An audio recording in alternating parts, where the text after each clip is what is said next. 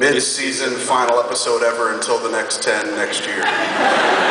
Or something like that. And all of a sudden they're getting Earth. I knew something had to happen. You were going to either give us the fifth Cylon or you were going to let us go to Earth. And we go to Earth, and then there's a giant fuck you at the end of it. Why so cruel and hostile? Why can't these dudes enjoy a week down where like maybe they get to Earth a week before perhaps if there were bombs they hit and they get to hang out with people and shit like that? What I thought, I'm watching the episode, they blast into Earth's outer atmosphere and I was like, it's just going to be a series of missiles launching from the Earth and taking the fleet out, and then the last 10 was going to be all about the Capricorns and the Cylons battling Earth. Why didn't you do something that cool?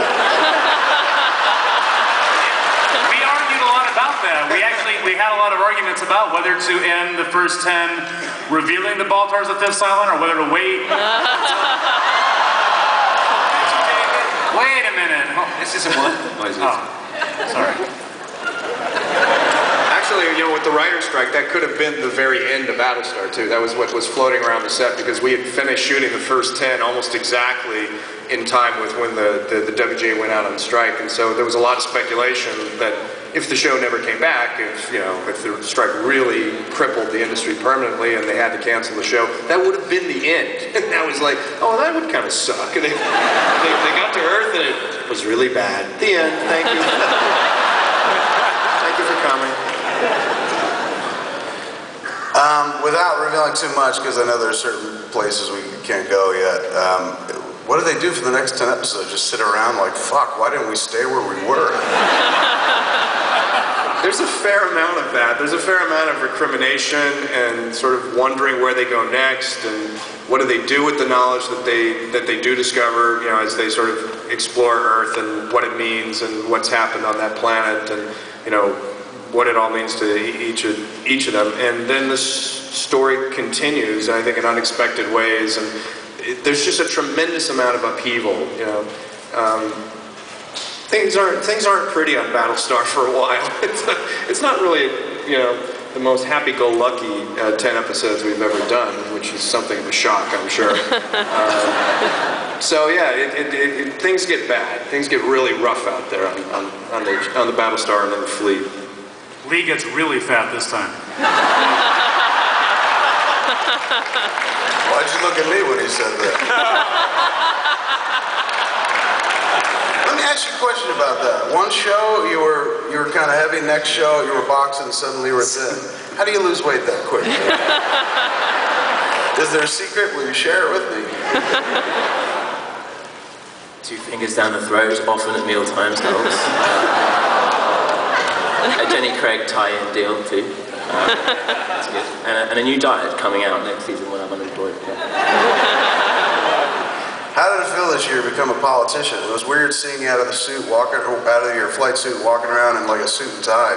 Oh, so good. It was like watching Dallas for a while. I was like, what happened? Why isn't this dude a badass anymore? And the hair got better and better and better, and more orange and more orange and more orange with every episode. As my hair dye faded, and I got to gloat when Katie and Truco here and everyone got dressed up in green sweat-proof suits and waddled around in their own juice. It's totally fine because we had sweet revenge at the end, so don't worry about it. Don't tell them that. No, it was a breath of fresh air to be a catalogue model for a while.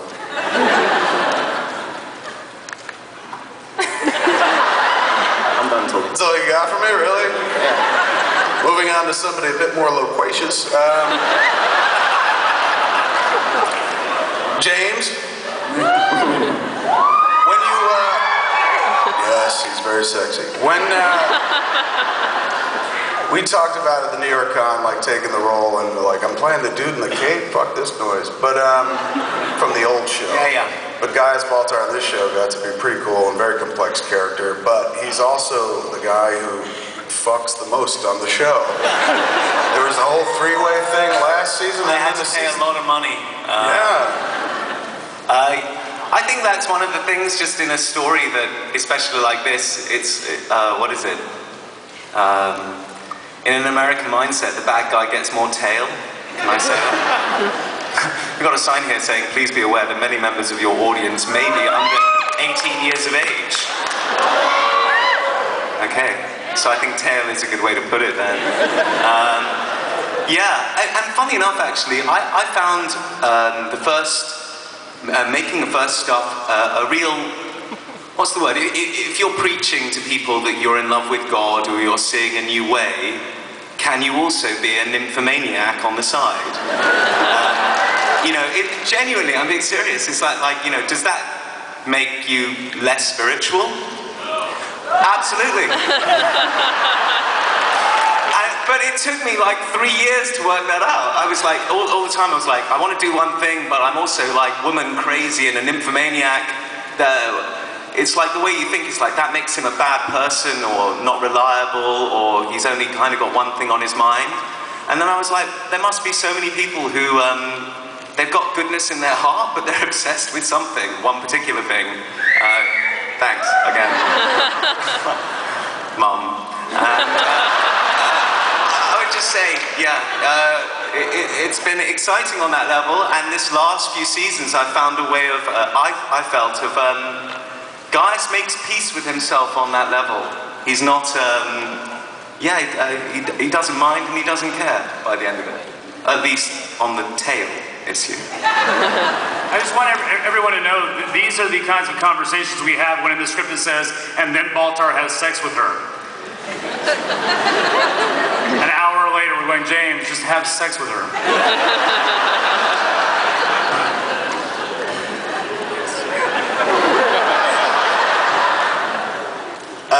He never occurred to me as the kind of cat that would have to be talked into bed.